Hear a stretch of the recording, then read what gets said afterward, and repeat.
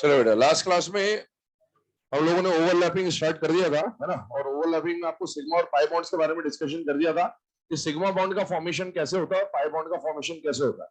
आपको ये बताया था कि जब भी कोवेलेंट बॉन्ड की बात होती है, दो तरह के बॉन्ड होंगे, एक होगा सिग्मा, एक होगा पाई। सिग्मा बॉन्ड का फॉर्मेशन डायटोमिक स्पीशीज में 3 तरीके से होगा, SS, SP, PP। Pi bond का फॉर्मेशन 2 ही तरीके से होगा, चाहे डायटोमिक हो चाहे पॉलीएटोमिक हो, पी पाई और पी पाई डी पाई। पॉलीएटोमिक में सिग्मा बॉन्ड का formation hybrid orbital plus any orbital के थ्रू हो रहा होगा। लास्ट में जाते जाते फेज रिप्रेजेंटेशन आपको बता दिया था, S orbital, P orbital, D orbital का कैसे क्या होता है। अब उसी के आगे हम लोग डिस्कशन कर रहे हैं, जो टेबल हमें बनाना है बेसिकली ओवरलैपिंग के लिए, वो हम लोग यहाँ पर डिस्कस कर रहे हैं। सबसे पहले सीरियल नंबर ले रहे हैं, उसके बाद ऑर्बिटल्स कौन कौन से ओवरलैप होने वाले हैं, उन ऑर्बिटल्स को किस एक्सिस पर हम लोग ओवरलैप कराने वाले हैं, और उसके बाद टाइप ऑफ बॉन्ड कैसा बन रहा होगा वो हम लोग यहाँ पर डिस्कस कर रहे हैं। चले, अब अगर इस पर डिस्कशन किया जाए तो आपको, है ना, लास्ट क्लास में बताया था कि एस ऑर्बिटल जो होता है उसका फेज रिप्रेजेंटेशन कुछ इस तरह से हो रहा होता है। मतलब इसमें एक ही लोब है, और एक ही लोब है तो इसमें या तो आप प्लस दिखा दो या आप माइनस दिखा दो, कोई एक चार्ज आप दिखा सकते हो। प्लस या माइनस यहाँ पर क्या बता रहा है, प्लस या माइनस आपको फेज बता रहा है कि क्रेस्ट है या टफ है। इलेक्ट्रॉन का आप लोग जानते हैं 2 तरह का नेचर होता है, पार्टिकल नेचर और वेव नेचर। तो यहाँ पर हम वेव नेचर के हिसाब से बात करें, और वेव नेचर के हिसाब से आप जानते हैं जब कोई वेव बनता है तो क्रेस्ट या ट्रफ रिप्रेजेंट करते हैं। प्लस साइन जो होगा वो क्रेस्ट को रिप्रेजेंट कर रहा होगा, माइनस साइन जो है वो ट्रफ को रिप्रेजेंट कर रहा होगा। पी ऑर्बिटल की बात करें तो पी में 2 लोब्स होते हैं एक साथ, है ना, तो एक क्रेस्ट होता है और एक ट्रफ होता है, ऐसा रिप्रेजेंटेशन बनता है। और डी के लिए आपको बताया था कुछ इस तरह का रिप्रेजेंटेशन था, अगर एक प्लस है तो उसके आसपास वाले माइनस होंगे और आसपास वाले के फिर प्लस आ जाएगा। मतलब इस तरह की बात है कि 2 एडजेसेंट जो लोब्स होंगे उनका साइन सेम नहीं हो सकता। ये रिप्रेजेंटेशन हम लोगों ने डिस्कस कर लिया। अब मैं जो यहाँ पर डिस्कशन करने वाला हूं उसको बहुत ध्यान सुन लेना। जब 2 ऑर्बिटल्स आपस में ओवरलैप करेंगे, तो जैसे मान लो प्लस और प्लस आपस में इंटरेक्ट करने वाले, इसका मतलब है दोनों कैसे है बेटा, सेम फेज में। ये बात जो अभी बताई जा रही है मॉलिक्यूलर ऑर्बिटल थ्योरी में भी काम में आएगा, तो वहां पर भी, है ना, यही पॉइंट आपको यूज में लेना है। प्लस और प्लस आ रहे हैं, मतलब इसका मतलब क्या है बेटा, सेम फेज में। सेम फेज में, या ऐसा कर दे कि माइनस और माइनस बोल दे, है ना। अभी आप इसको ऑर्बिटल को एस मत समझे, एस के अलावा भी कोई हो, पी भी हो तो भी चलेगा, स्फेरिकल देख के एस मत समझ लेना। एस भी हो सकता है, पी भी हो सकता है, कुछ भी हो सकता है। प्लस और प्लस आया या माइनस और माइनस आया, इसका मतलब है सेम फेज।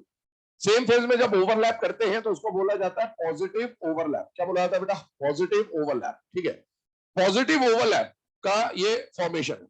इसी तरीके से मान लो अगर एक का फेज प्लस है और दूसरे का फेज माइनस है, या एक का माइनस है दूसरे का प्लस है, तो उसको बोलते हैं नेगेटिव ओवरलैप। क्या बोला जाता है बेटा, नेगेटिव ओवरलैप। जब सेम फेज में होते हैं तो पॉजिटिव ओवरलैप, जब ऑपोजिट फेज में होते हैं तो बोलते हैं नेगेटिव ओवरलैप। इसके अलावा एक और कंडीशन आती है जीरो ओवरलैप की। कौन सी कंडीशन आती है बेटा, जीरो ओवरलैप। क्या वो जीरो ओवरलैप क्या होता है वो अभी हम थोड़ी देर के बाद डिस्कस करेंगे। इसके दूसरी बात समझिएगा, जब सेम फेज में ओवरलैपिंग होती है तो उसको बोलते हैं कंस्ट्रक्टिव इंटरफेरेंस हो रहा है। कौन सा इंटरफेरेंस हो रहा है, कंस्ट्रक्टिव इंटरफेरेंस। जब ऑपोजिट फेज में ओवरलैप होता है इसको बोलते हैं डिस्ट्रक्टिव इंटरफेरेंस। ठीक है, कंस्ट्रक्टिव इंटरफेरेंस। आप ये बताइए, जब हम बीएमओ एबीएमओ की बात करेंगे मॉलिक्यूलर ऑर्बिटल थ्योरी में, बस मैं उसका नाम अभी ले देता हूं। कंस्ट्रक्टिव इंटरफेरेंस से किसका फॉर्मेशन होता है, बीएमओ का, और डिस्ट्रक्टिव इंटरफेरेंस से किसका फॉर्मेशन होता है, एबीएमओ का। बीएमओ नाम से समझ में आना चाहिए क्यों इसको कंस्ट्रक्टिव इंटरफेरेंस से बीएमओ बना रहे हैं, क्योंकि ये इलेक्ट्रॉन डेंसिटी को रिप्रेजेंट कर रहा है। और जब दोनों सेम फेज के ना तो इलेक्ट्रॉन डेंसिटी ऐड हो जाती है, और इलेक्ट्रॉन डेंसिटी ऐड होगी मतलब बॉन्डिंग को सपोर्ट करेगा। अगर बॉन्डिंग को सपोर्ट कर रहा है तो इसको क्या बोलते हैं बेटा, बॉन्डिंग मॉलिक्यूलर ऑर्बिटल। यहां पर इलेक्ट्रॉन डेंसिटी आपस में क्या हो जाएगी बेटा, सब्ट्रैक्ट हो जाएगी, क्योंकि चार्ज क्या है बेटा, ऑपोजिट, फेज ऑपोजिट। एक क्रेस्ट है, डिस्ट्रक्टिव इंटरफेरेंस हो जाएगा, इलेक्ट्रॉन डेंसिटी सब्ट्रैक्ट हो जाएगी, इसको बोलते हैं डिस्ट्रक्टिव इंटरफेरेंस, और बोलते हैं एंटी बॉन्डिंग मॉलिक्यूलर ऑर्बिटल। हमेशा जो कंस्ट्रक्टिव इंटरफेरेंस होगा वो मॉलिक्यूल की एनर्जी को डिक्रीज कर देगा। क्यों डिक्रीज कर देगा, क्योंकि बीएमओ का फॉर्मेशन हो रहा है। ये मॉलिक्यूल को क्या बना रहा है बेटा, स्टेबल बना रहा है। अगर स्टेबिलिटी बढ़ रही है इसका मतलब एनर्जी क्या हो जाएगी, कम। और जो डिस्ट्रक्टिव इंटरफेरेंस होगा वो एनर्जी को क्या कर देगा बेटा, इंक्रीज कर देगा, क्योंकि अनस्टेबल बना रहा होता है, और अनस्टेबल बना रहा होता है मतलब एनर्जी को क्या कर देगा बेटा, इंक्रीज कर देगा ना। ये छोटी सी बेसिक बातें मैंने कुछ आपको बताई, क्योंकि इसको हमें यूज करना है यहाँ पर। आइए अब यहाँ पर हम लोग इसके ऊपर डिस्कशन स्टार्ट करने वाले हैं। सबसे पहले लास्ट क्लास में जो आपको पैटर्न बताया था एसएस, एसपी और पीपी, उसी के बेसिस पे हम लोग डिस्कशन करने वाले हैं कि क्या क्या ओवरलैप की सिचुएशंस बन सकती है।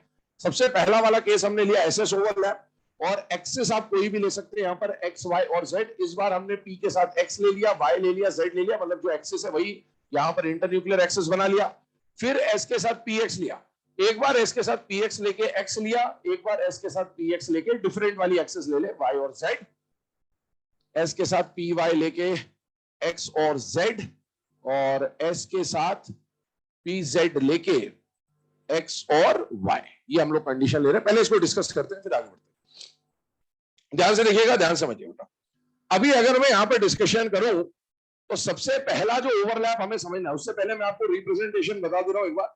एस का रिप्रेजेंटेशन कैसा होगा बेटा? स्फेरिकल, एक बॉल की तरह मान लेंगे। अगर एस ऑर्बिटल ऐसे जा रहा है इस तरह से, तो ये कौन सी एक्सिस पे मूव कर रहा है? एक्स पे। लास्ट क्लास में बताया था, इसको बोलेंगे एक्स एक्सिस, इसको बोलेंगे वाई एक्सिस, और आमने सामने जो होगी उसको क्या बोलेंगे? जेड।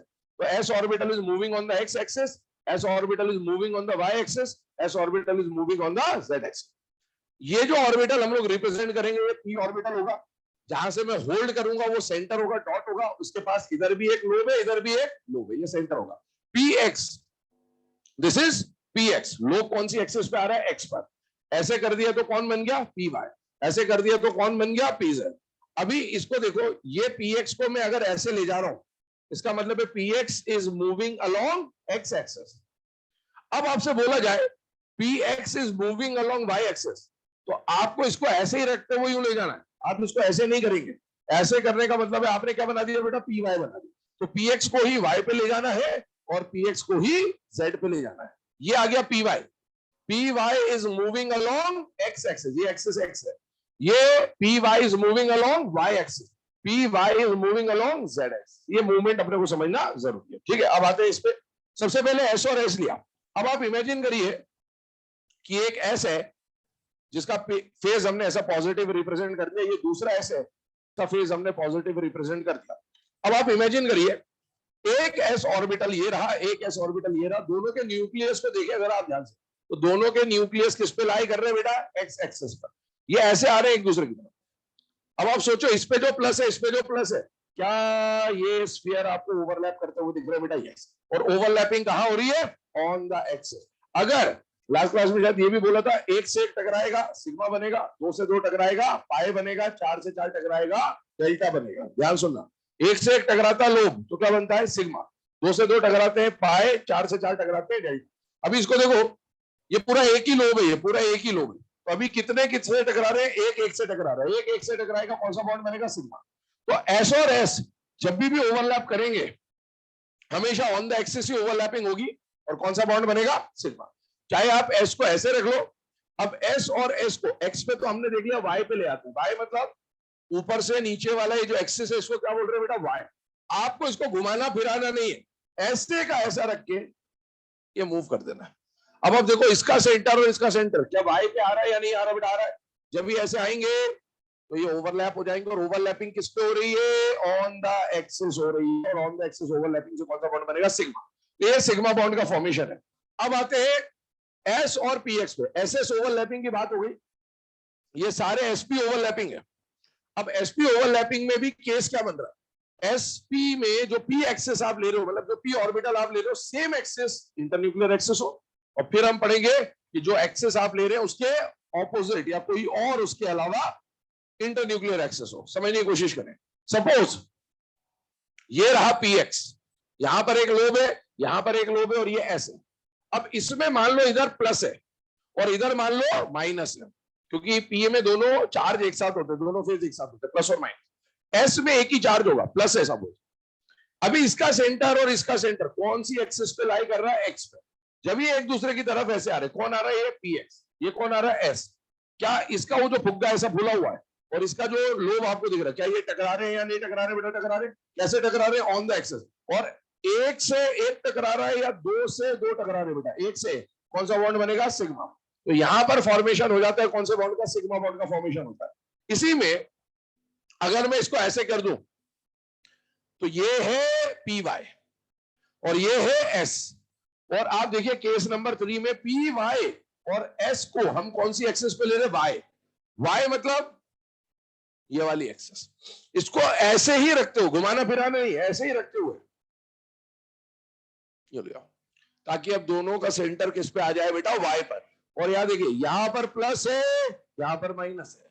ये plus plus plus plus plus plus आ रहा है, क्या प्लस प्लस से टकराता हुआ दिख रहा है बेटा? यस। और ओवरलैपिंग किस पे हो रही है? ऑन द एक्सिस हो रही है। कौन सा बॉन्ड बनेगा? सिग्मा। एक से एक टकराता है, सिग्मा बॉन्ड बनेगा। और सिमिलरली यहां पर भी कौन सा बॉन्ड बनेगा? सिग्मा। इसको जनरलाइज कर दे, जो एसपी ओवरलैपिंग में पी के साथ एक्सेस आपको दिख रहा है, अगर वही इंटरन्यूक्लियर एक्सेस है तो सिग्मा। जो पी के साथ एक्सेस है, अगर वही इंटरन्यूक्लियर एक्सेस है तो सिग्मा। कब? एसपी ओवरलैपिंग में। अब आते हैं फिफ्थ वाले केस पे। S p y, sorry s p x को वाई या जेड पे लाते हैं। ध्यान से देखिएगा, ये रहा एस ऑर्बिटल, ठीक है, और ये रहा पी एक्स ऑर्बिटल। और अभी इसका ये प्लस है, सपोज इसका ये माइनस है। और अभी आपको क्या बोला है फिफ्थ वाले केस में कि एस और पी एक्स, ये पी एक्स है और ये एस है, इनको कौन सी एक्सेस पे लाना है? वाई पर या फिर जेड पर। मैं वाई बता देता हूं आपको। वाई रखने का मतलब इसको घुमाना फिराना नहीं है, इनको इस एक्सिस पे लाना है। ये लाया, और इसका सेंटर और इसका सेंटर एक ही लाइन में होना चाहिए। जब आप इसको ऐसे लेके आ रहे हो, इधर ध्यान से, ऐसे दो लोग है ना, जब ये ऐसे आ रहा है तो क्या ये जो एस है ये आधा इस लोब से और आधा इस लोब से टकराता हुआ आपको दिखेगा बेटा? यस। अब देखिए इस डायग्राम में इस सेंटर को उठा के मैं यहां रख दूं या इसको उठा के मैं यहां रख दूं इस एक्सेस पर, तो ये डायग्राम जो है ये थोड़ा सा ऐसा बनेगा ये। और जब ये नीचे आएगा तो जो एंड रिजल्ट बनेगा डायग्राम का वो ऐसा बनेगा बेटा। इसका मतलब है इसका ये जो प्लस है और इसका ये जो माइनस है, बहुत ध्यान सुनना जो बोल रहा हूं, पूरा जो एस ऑर्बिटल है, पूरा जो एस ऑर्बिटल है, पूरे पे कौन सा चार्ज है? प्लस या माइनस, जो भी मानना आप मान लो, कोई दिक्कत नहीं, पर एक ही चार्ज होगा। इसका प्लस एस के प्लस से टकरा रहा है, इसका मतलब ये सेम फेज में है या ऑपोजिट फेज में? Same phase. सेम फेज का मतलब क्या हुआ है? Constructive interference. कंस्ट्रक्टिव इंटरफेरेंस का मतलब ये एनर्जी को डिक्रीज कर देगा, स्टेबल कर देगा। यहां पर इसका माइनस, एस का यहां पर क्या है? प्लस, और इसका क्या आ रहा है? माइनस। इसका मतलब ये सेम फेज है, ऑपोजिट फेज। ऑपोजिट फेज क्या हो रहा है? Destructive interference. एनर्जी क्या कर देगा? बढ़ा देगा। इसका मतलब ये हुआ कि अगर प्लस प्लस टकरा रहा होता सिर्फ, तो मैं बोल देता कि मॉलिक्यूल की एनर्जी, ऑर्बिटल की एनर्जी कम हो गई, बीएमओ बन गया सर। अगर प्लस से सिर्फ माइनस टकरा रहा होता तो मैं बोल देता एनर्जी बढ़ गई, मतलब एबीएमओ बढ़ गया। यहां पर एनर्जी रिलीज भी हुई और एनर्जी एब्जॉर्ब भी हुई। इसका मतलब जितनी एनर्जी निकली उतनी एनर्जी वापस आ गई, है जितनी एनर्जी आई उतनी एनर्जी वापस निकल गई। मतलब एनर्जी का चेंज जो पहले, मतलब जो पहले एनर्जी थी लास्ट में भी वही एनर्जी।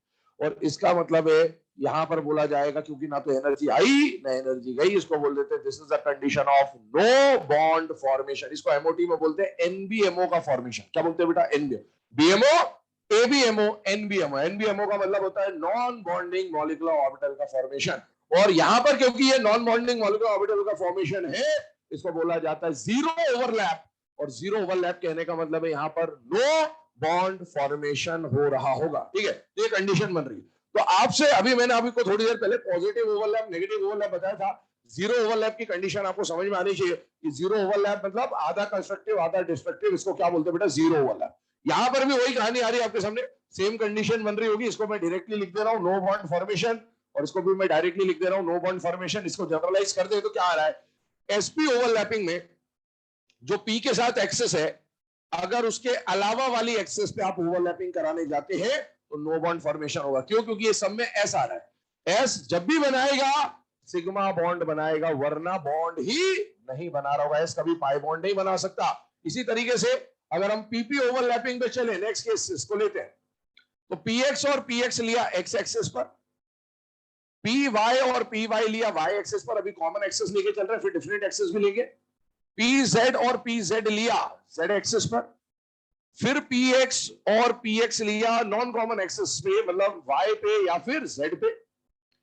इसके अलावा पी वाई लिया एक्स या फिर जेड एक्सेस पे, और फिर हमने पी जेड और पी जेड लिया एक्स या फिर वाई एक्सेस पे। और एक कंडीशन ऐसी बनती है जहां पर आप पी एक्स ले रहे हैं, पी वाई ले रहे हैं, और एक्सेस कुछ भी ले सकते हैं आप, एक्स वाई जेड। चलिए इसको डिस्कस करते हैं वन बाय वन।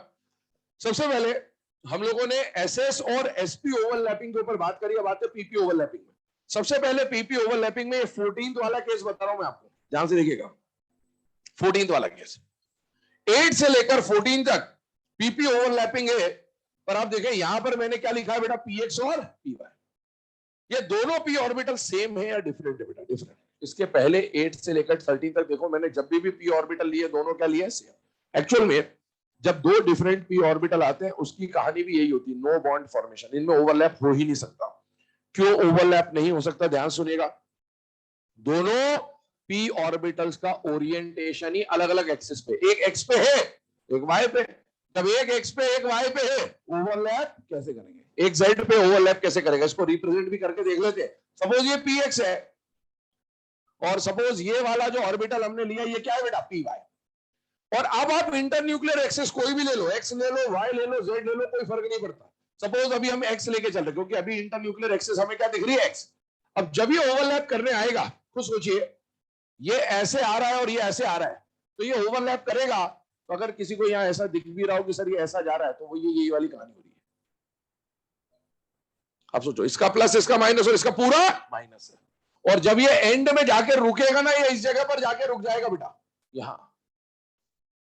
इसका मतलब हुआ नोड से नोड टकरा रहा है बेटा, और इसका मतलब है there is no bond formation. तो ये ध्यान रखिएगा, दो डिफरेंट पी ऑर्बिटल कभी आपस में ओवरलैप कर ही नहीं सकते क्योंकि इनका ओरिएंटेशन ही अलग अलग एक्सिस पर। ये बात दो पी पे भी डिफाइन होती है और दो डी पे भी डिफाइन होती है। दो डी भी तभी ओवरलैप करेंगे जब वो दोनों डी सेम होंगे। अगर एक डी डी एक्स वाई लिया और एक डी डी वाई जेड लिया, उनकी तो एक्सेस ही अलग बेटा। एक्सेस अलग है मतलब ओवरलैप कर ही नहीं सकते, तो ये नो बॉन्ड फॉर्मेशन। तो पहली बात हमने यहां पर ये देखी कि पीपी ओवरलैपिंग के लिए दोनों पी क्या होने चाहिए? सेम, तभी जाके ओवरलैप हो गया। अगर डिफरेंट पी है, ओवरलैपिंग इज नॉट पॉसिबल। अब आते पीएक्स पे, देखिए इधर ये ऑर्बिटल लिया, ये पीएक्स है, ध्यान से देखिएगा, सेंटर से जहां से मैं होल्ड कर रहा हूं ये सेंटर बता रहा है, इधर एक लोब है, इधर एक लोब है, इधर एक लोब है, इधर एक लोब है। सपोज ये प्लस है, ये माइनस है, सपोज ये प्लस है, ये माइनस है, और इनका इंटरन्यूक्लियर एक्सिस अभी कौन सा आ रहा है? एक्स। तो हम लोग केस नंबर 8 लेके चल रहे हैं, पीएक्स ऑन एक्स एक्सिस,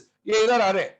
अब बताइए, गुब्बारे दोनों लोब टकराते हुए दिख रहे हैं कि आपको? यस। कितने कितने से टकरा रहे? एक एक से टकरा रहा है या दो दो से टकरा रहा है? एक एक से। कौन सा बॉन्ड बनेगा? सिग्मा। पीवाई को समझिए, ये पीवाई है, ये प्लस, ये माइनस। सपोज ये पीवाई है और पीवाई को 9th वाले केस पे कौन सी एक्सिस पे लाना? वाई। मतलब इसको ऐसे ही रखते हुए यूं कर दीजिए, दोनों का एक्सिस ही हो जाए। अब इसको ऐसे लेके आइए, क्या प्लस प्लस से टकराते हुए या एक एक से टकराता हुआ दिख रहा है या नहीं दिख रहा? बेटा दिख रहा है। इसका मतलब यहां पर कौन सा बॉन्ड बनेगा? सिग्मा। पीजेड ऐसा है, पीजेड ऐसा है, इंटरन्यूक्लियर एक्सिस कौन सी है बेटा? जेड आएंगे, एक एक से टकराएगा। इसका मतलब है जब पीपी ओवरलैपिंग कराएंगे, लास्ट क्लास में देखा था, पीपी ओवरलैपिंग से सिग्मा भी बनता है और पाई भी बनता है। तो px on x axis, sigma sigma sigma. जब दोनों पी ऑर्बिटल सेम हो, एक्सिस कॉमन वाली हो, सिग्मा, दोनों पी ऑर्बिटल सेम हो, एक्सिस डिफरेंट वाली हो, पाई बॉन्ड का फॉर्मेशन हो जाएगा। कैसे हो जाएगा पाई बॉन्ड का फॉर्मेशन? वो समझ लीजिए। सपोज हम लोग केस नंबर 11 देख रहे हैं, ये पीएक्स है, ये पीएक्स है, दो लोब्स हमेशा मानते हुए चले, प्लस माइनस ऐसा कुछ भी मान ले। और अभी इंटरन्यूक्लियर एक्सिस कौन सी बोली है? वाई।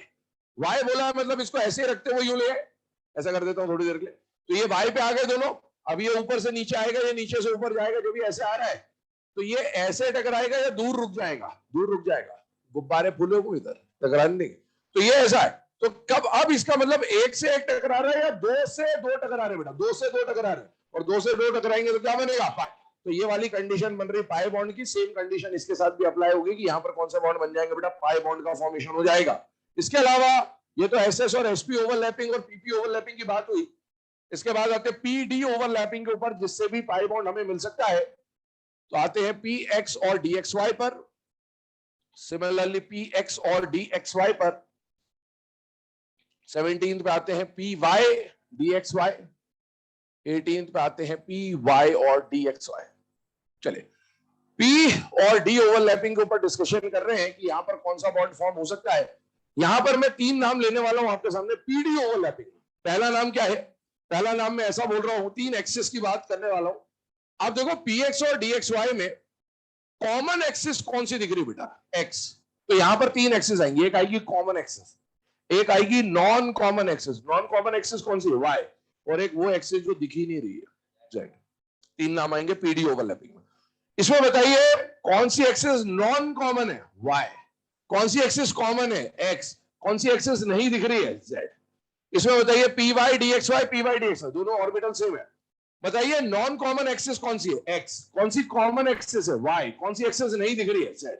नॉन कॉमन एक्सिस पे जो कहानी होगी वो अलग होगी, और कॉमन एक्सिस और जो एक्सिस नहीं दिख रही उसकी कहानी एक जैसी होती है यहां पर। तो आप देखेंगे कि यहां पर पहले वाई की बात करता हूं, पी एक्स और डी एक्स वाई को समझिएगा।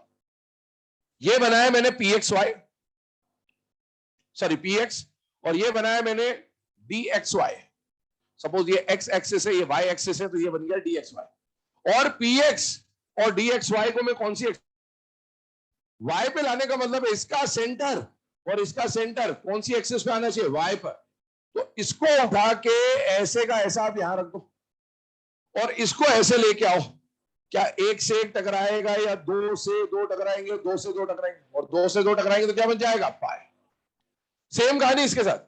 पीडी ओवरलैपिंग में जो नॉन कॉमन एक्सेस है अगर उस पर ओवरलैपिंग होती है पाए। पीडी ओवरलैपिंग में जो नॉन कॉमन एक्सेस है अगर उस पर ओवरलैपिंग होती है तो पाए। और कॉमन या जो एक्सेस नहीं दिख रही है उस पर बॉन्ड बनाओगे तो नो बॉन्ड बनेगा। कैसे बनेगा नो बॉन्ड? देखिए अभी हमने लिया पी एक्स, हमने लिया डी एक्स वाई, अभी हमने लिया पी एक्स, हमने लिया डी एक्स वाई। एक्सेस कौन सी ले ली? एक्स। एक्सेस कौन सी ले ली? एक्स। अब इसको इधर लेके आओ, इधर लेके आओ तो फिर वही कहानी जीरो बॉन्ड वाली। मान लो ये कुछ भी, मान लो ये माइनस मान लिया, चलो ये प्लस मान लिया, तो इसका भी तो रिप्रेजेंटेशन मैंने आपको बोला था कि अगर एक प्लस होगा तो ये माइनस माइनस ये प्लस होगा। जब आप इसको लेके आओगे तो अगर आपको यहां कहीं पे ऐसा दिख भी रहा है कि सर ये तो ऐसा कुछ डायग्राम बन रहा है, तो बेटा ये वही वाली बात होगी, प्लस प्लस के साथ और प्लस माइनस। जब ये अल्टीमेटली जाके रुकेगा तो ये यही रुकेगा ऐसे, और जब ये ऐसे रुकेगा इसका मतलब है नोड से नोड टकरा रहा है, there will be no bond formation, zero overlap की कंडीशन से बेटा ये सारी। इसके बाद बात करते हैं पीपी ओवरलैपिंग में पाई बॉन्ड की कहानी हमने समझी। अब एक और यहां पर कंडीशन हम लोग ले रहे हैं, डीडी ओवरलैपिंग के बारे में बात कर रहा हूं मैं। डीएक्सवाई डीएक्सवाई डीएक्सवाई डीएक्सवाई, देखिएगा डीडी ओवरलैपिंग सेम पीपी जैसा ही है। मैंने क्या बोला था? दो डिफरेंट पी ऑर्बिटल कभी भी आपस में ओवरलैप नहीं कर सकते। वैसे दो डिफरेंट डी कभी ओवरलैप नहीं करेंगे, दोनों पी हमेशा सेम होने चाहिए ओवरलैपिंग के लिए, दोनों डी भी हमेशा क्या होने चाहिए? सेम, तभी ओवरलैप हो पाएगा। तो अभी हमने दोनों डी सेम लिए। ऊपर मैंने तीन नाम लिए थे, common axes, non common axes और जो एक्सेस नहीं है। यहां पर मैं दो ही नाम लूंगा, कॉमन और जो नहीं है। नॉन कॉमन इसमें कुछ है नहीं। तो कॉमन एक्सेस एक्स या वाई, और जो नहीं है वो जेड। जब आप कॉमन एक्सेस पे ओवरलैपिंग कराएंगे ना, यहां पर पाई बॉन्ड का फॉर्मेशन हो रहा होगा। देखिए जरा ध्यान से, कॉमन एक्सेस पे पाई बॉन्ड का कैसे फॉर्मेशन होगा उसको समझने की कोशिश कर लेते हैं। ये रहा डी एक्स वाई और ये रहा दूसरा डी एक्स वाई। ठीक है, ये डी एक्स वाई और ये डी एक्स वाई ले लिया। अब जब डी एक्स वाई और डी एक्स वाई की आप बात कर रहे हैं, और इंटर न्यूक्लियर एक्सिस कौन सी ली है? एक्स। मतलब ये और ये दोनों किस पे आ रहे हैं बेटा? एक्स एक्सिस पे आ रहे हैं। जब ये ओवरलैप करने आएंगे ऐसे, तो बेटा ये इससे टकराएगा, ये इससे टकराएगा, दो दो से टकरा रहे हैं, मतलब किसका फॉर्मेशन होगा? पाई बॉन्ड का। और या फिर आप इसको एज इट इज उठा के यहां रख दे तो ये वाला केस बन जाएगा वाई वाला, और जब ये ऐसे आएगा कभी भी ये इससे टकराएगा और ये इससे टकरा रहा होगा, तो कौन सा बॉन्ड बनेगा? पाई। अब लास्ट जो कंडीशन है वो क्या बन रही है कि जब आपने इसके नॉन कॉमन एक्सेस, मतलब नॉन कॉमन तो नहीं बोलना चाहिए, जो एक्सेस नहीं है उस पर ले आए, जेड पर ले आए, तो ये हो गया डी एक्स वाई, ये आ गया डी एक्स वाई। अब आप इसको कौन सी एक्सेस पे ला रहे हैं? जेड। जेड एक्सेस कौन सी है? आपसे मेरी तरफ जो एक्सेस आ रही है वो जेड है। इसको उठाइए, इसके सेंटर को और इसके सेंटर को इस एक्सेस पर रखिए। जब इसके सेंटर को इस एक्सेस पर रखा तो एक से एक टकराएगा, दो से दो टकराएंगे, चार से चार टकराएंगे, चार से। ये चपटे नहीं है, ध्यान रखना, गुब्बारे फूले हुए, ये रुक जाएंगे दूर पे, है ना। ये डॉट और ये डॉट टकरा नहीं पाएंगे, दूर रुक जाएगा। पर ये लोब इससे, ये लोब इससे, ये लोब इससे और ये लोब इससे जरूर टकरा रहे होंगे। ये इससे टकरा जाएगा, ये इससे टकरा जाएगा, ये इससे टकरा जाएगा और ये इससे टकरा जाएगा। जब चार चार से टकराता है इस तरह के बॉन्ड को क्या बोलते हैं बेटा? Delta bond. तो यहाँ पर फॉर्मेशन हो जाएगा डेल्टा बॉन्ड का। और लास्ट कंडीशन यहाँ पर लिख दे रहा हूं कि अगर आगे जाके हाइब्रिडेशन पढ़ना है, क्योंकि हमें hybrid orbital plus any orbital कौन सा बॉन्ड बनेगा? नोट डाउन कर ले इसे। ये सारी कंडीशन आपके सामने है कि किस तरह से कौन सा फॉर्मेशन हो रहा है। पॉजिटिव ओवरलैप क्या होता है, नेगेटिव ओवरलैप क्या होता है, जीरो ओवरलैप क्या होता है, वो भी डिस्कस कर दिया। एमओटी जब पढ़ेंगे एक बार फिर से ये बात आएगी, कंस्ट्रक्टिव डिस्ट्रक्टिव इंटरफेरेंस वाली।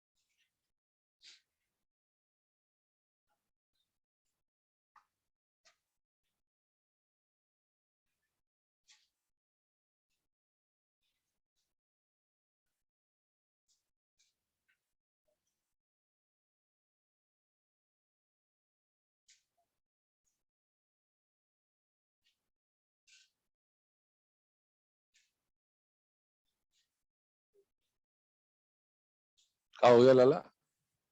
क्या कहानी सुना रहा है?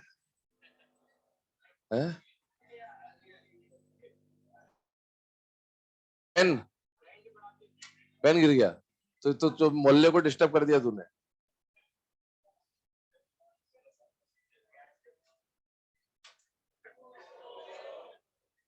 क्या बात कर रहा था वो? इतने 4 लोगों को डिस्टर्ब कर रहा था है? इधर को भी उधर को भी आगे पीछे सबको परेशान कर दिया। ठीक है, मिल गया सबको जो खोया था। चल आइए यहाँ पर, है ना, डिस्कशन आगे बढ़ाते हैं इसमें। अभी हम लोगों ने केसेस देखा कि कहां पर कौन सी ओवरलैपिंग से कौन सा बॉन्ड बन रहा था, तो उस पर क्या क्वेश्चन फ्रेम हो सकते हैं। फिर आगे बढ़ते हैं, स्ट्रेंथ ऑफ कोवेलेंट बॉन्ड के लिए हम लोग ये सब पढ़ रहे थे। तो एक पॉइंट आप लोग यहाँ पर ध्यान रखें, सिग्मा बॉन्ड और पाई बॉन्ड में हमेशा वीपीटी के अकॉर्डिंग ये बोला जाता है कि sigma bond is always stronger than pi bond. एक नोट बोल रहा हूँ, लिखिएगा, sigma bond is always stronger than pi bond.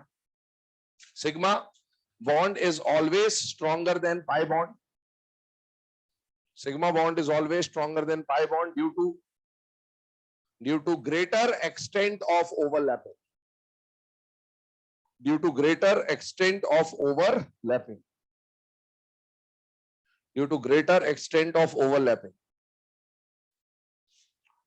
चले क्वेश्चन लिखेंगे इसके बाद। When a px orbital overlaps with, when a px orbital overlaps with dxy orbital, when a px orbital overlaps with dxy orbital along internuclear axis z, along internuclear axis z, then the bond formed will be, पहला option लिखे sigma, दूसरा लिखे pi, तीसरा लिखे delta, चौथा लिखे no bond formation.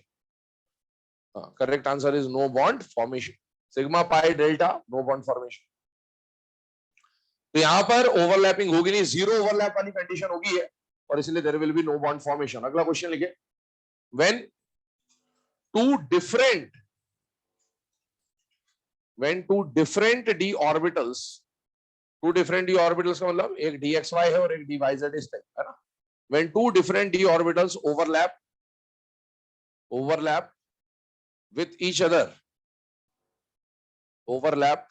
other, then the bond formed will be, options वही चारों हैं, sigma pi delta no bond. Correct answer again no bond. कभी भी दो डिफरेंट p और दो डिफरेंट d, मतलब जिनका ओरिएंटेशन ही अलग हो, वो कभी आपस में ओवरलैप कर ही नहीं सकते। अगला क्वेश्चन लिखें,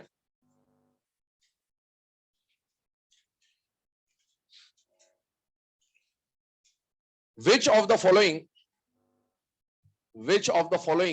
d orbital can never participate in pi bond formation? Can never participate in pi bond formation. पहला ऑप्शन लिखे dxy, दूसरा ऑप्शन लिखे dyz, तीसरा ऑप्शन लिखे dzx, चौथा ऑप्शन लिखे dx स्क्वायर y स्क्वायर, है ना। वो dx square y square answer हो जाएगा इसका। क्यों हो जाएगा आंसर ये? क्यों हो जाएगा आंसर? पहली बात, जो एक्सियल डी ऑर्बिटल होता है, एक्सियल डी ऑर्बिटल मतलब डी ऑर्बिटल्स को दो कैटेगरी में डिवाइड किया जाता है। एटॉमिक स्ट्रक्चर जब आपने पढ़ा है तो उसमें ओरिएंटेशन आपको बताते हैं, dxy, dyz, dzx, जिनको बाद में जाके हम T2G बोलेंगे। वहां पर जो डी के लोब्स होते हैं वो इन बिटवीन द एक्सिस होते हैं 45 डिग्री पे। तो इन बिटवीन द एक्सिस वालों को बोलते हैं नॉन एक्सियल डी ऑर्बिटल्स, क्योंकि वो एक्सिस पे नहीं है। और जो d x square y square होता है वो एक्स वाई एक्सिस पे होता है, d z square z axis पे होता है। इसे बोला जाता है एक्सियल डी ऑर्बिटल। जो एक्सियल डी ऑर्बिटल्स होते हैं वो पाई बॉन्ड फॉर्मेशन में पार्टिसिपेट नहीं करते हैं, है ना। इसको साइड में नोट बना के भी लिखना, axial d orbitals axial d orbitals bracket में dx2 y2 dx2 y2 and dz2 do not participate in pi bond formation. Do not participate in pi bond formation. Do not participate in pi bond formation. क्यों participate नहीं करते, इसके कारण को समझने की कोशिश करिएगा. एक्चुअल में जैसे अगर मैंने ये बनाया, ये सपोज dx2 y2 बेटा, तो dx2 y2 में जब आप पाई बॉन्ड बनाते जाओगे, सपोज ये आपने इंटरन्यूक्लियर एक्सेस मान लिया, ये वाला x को मान लिया हमने इंटरन्यूक्लियर एक्सेस. अब पाई बॉन्ड का फॉर्मेशन सिलेबस में जनरली दो तरीके से होगा, या तो पीपी ओवरलैपिंग या पीडी ओवरलैपिंग. डी तो आपने ले लिया, डीडी से भी होता है और अभी उसकी जरूरत नहीं पड़ रही हमें. ये पीपी ओवरलैपिंग, अभी हम लोगों ने पी ऑर्बिटल लिया, ये डी ऑर्बिटल. और अगर पाई बॉन्ड बनाना है तो जो ओवरलैपिंग होनी चाहिए वो इंटरन्यूक्लियर एक्सिस के अबव एंड बिलो होनी चाहिए. तो लो वैसे ही लेना पड़ेगा जो अबव एंड बिलो वाला हो. जब ये ओवरलैप करने जाएंगे ऐसे, तो बेटा ये टकरा जाएगा बीच में, ये इसको और इसको टकराने नहीं देगा. और जब टकराने नहीं देगा तो बॉन्ड बनेगा कैसे? तो पाई बॉन्ड के लिए कैसी ओवरलैपिंग होनी जरूरी है? ऐसी, वो पॉसिबल नहीं है. और अगर आप इसको ऐसे लेके आओगे तो ये टकराते हुए दिखेंगे आपको, पर टकराते हुए दिखेंगे तो सही. पर बात ये है कि ये पूरा जो मैंने बनाया ना डायग्राम, ध्यान सुनना, सुबह वालों ने दिमाग खराब कर दिया मेरा, बता तुमको भी वही चाहिए. ये पूरा कितना ऑर्बिटल है? एक ऑर्बिटल कितना बॉन्ड बना सकता है? एक ही बना सकता है. एक ऑर्बिटल एक ही बॉन्ड बना सकता है. तो या तो सिग्मा बना लेगा, दोनों साथ में, तो वो इसमें और पी में अंतर होता है. जब अपन ऐसे बनाते हैं तो ये पी एक्स है, और इसको ऐसे बनाया ये पी वाई है. ये कितने ऑर्बिटल है? दो. तो यहां अगर ये सिग्मा बना रहे तो इसके पास पाई बनाने का मौका था, ये एक ही बनाएगा.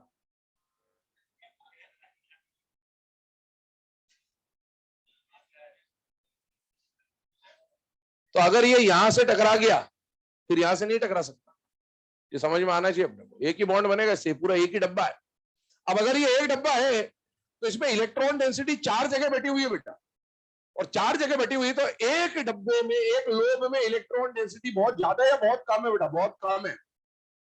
पाई बॉन्ड अगर आप बनाने जा रहे हो ना, इसको आप ऐसे लेके आए ना यूवी, तो ये टकरा तो गए ये दोनों इससे, लेकिन आधी डेंसिटी तो इलेक्ट्रॉन डेंसिटी इसके बाहर है. पाई बॉन्ड वैसे ही वीक होता है, और उसमें आप और इलेक्ट्रॉन डेंसिटी कम कर दोगे तो बॉन्ड तो बिल्कुल खत्म ही बनेगा. तो ऐसा बॉन्ड बनेगा ही क्यों जो खत्म हो पहले से? बॉन्ड तो बनाया था ताकि अच्छा बने, खत्म ही थे तो खुद ही काफी थे खत्म करने के लिए खुद को, है ना. तो ये यहां पर क्या हो रहा है, ये बॉन्ड फॉर्मेशन पार्टिसिपेट नहीं करेगा. सेम डी जेड स्क्वायर के साथ भी है. जब आप डी जेड स्क्वायर की बात करते हो तो ये रिंग आप बनाते हैं, है ना. अब ये रिंग क्या बताता है? इलेक्ट्रॉन डेंसिटी को बताता है कि बहुत सारी डेंसिटी तो इसमें भी और बहुत सारी डेंसिटी इसके बाहर भी है. तो जब पाई बॉन्ड बनाने जाओगे, अगर आप यहां भी ले आए तो ये इससे ओवरलैप कर जाएगा, लेकिन इलेक्ट्रॉन डेंसिटी तो बाहर बैठी हुई है. पाई बॉन्ड वैसे ही वीक था, अगर डेंसिटी पूरी की पूरी इन्वॉल्व नहीं हो तो पाई बॉन्ड और वीक, पाई बॉन्ड का तो एग्जिस्टेंस पॉसिबल हो ही नहीं पाएगा. और इसीलिए ये जो केस है, या ये जो केस है, ये पाई बॉन्ड फॉर्मेशन में पार्टिसिपेट नहीं करते हैं. तो ये अपने को समझ में आना चाहिए कि पाई बॉन्ड फॉर्मेशन जो है ना, ये पूरा एक ही डब्बा, फिर से बोल दूंगा ये एक ही डब्बा है. तो ये अगर इधर से टकरा रहा तो फिर इधर से नहीं टकरा सकता, और इधर से टकरा रहा तो फिर इधर से नहीं टकरा रहा ना. बाद में आ मत जाना बाहर, सर इसको यहां से सिग्मा बनवा दो, और इधर से फिर जैसे ये टकरा सकता था ऐसे और ऐसे, तो इसको भी ऐसे करवा दो. तुम ध्यान रखना बेटा, है ना. हाँ चले, अब आगे बात करते हैं नेक्स्ट कंडीशन की तरफ. तो पाई बॉन्ड फॉर्मेशन में कौन पार्टिसिपेट नहीं कर रहा है? तो d x square y square और डी जेड स्क्वायर पार्टिसिपेट नहीं कर रहा होता. चलिए आगे बढ़ते हैं अगले केस की तरफ. अब हम लोगों को ये जो ओवरलैपिंग हमने सीखा, ये क्यों सीखा? वीबीटी में मैंने बोला था लास्ट क्लास में कि जब भी bond strength, bond energy, bond stability का कंपैरिजन आएगा, सिग्मा का सिग्मा से कंपैरिजन और पाई का पाई से कंपैरिजन, तो हम लोग क्या लगा रहे होंगे? वीबीटी लगा रहे होंगे. डायटोमिक में दो एटम के बीच में सिग्मा का सिग्मा, पाई से पाई का कंपैरिजन, और वो सब इसके ऊपर डिपेंड कर रहा था एक्सटेंट ऑफ ओवरलैपिंग में. ओवरलैपिंग कहां होगी, कहां नहीं होगी, कहां सिग्मा बनेगा, कहां पाई बनेगा, वो सब हमने डिस्कस कर लिया. अब आते हैं फैक्टर्स अफेक्टिंग बॉन्ड स्ट्रेंथ के ऊपर कि किस किस तरीके से एग्जाम में क्वेश्चन आएंगे और हमें अप्रोच करना होगा. तो आते हैं फैक्टर्स अफेक्टिंग बॉन्ड स्ट्रेंथ पर.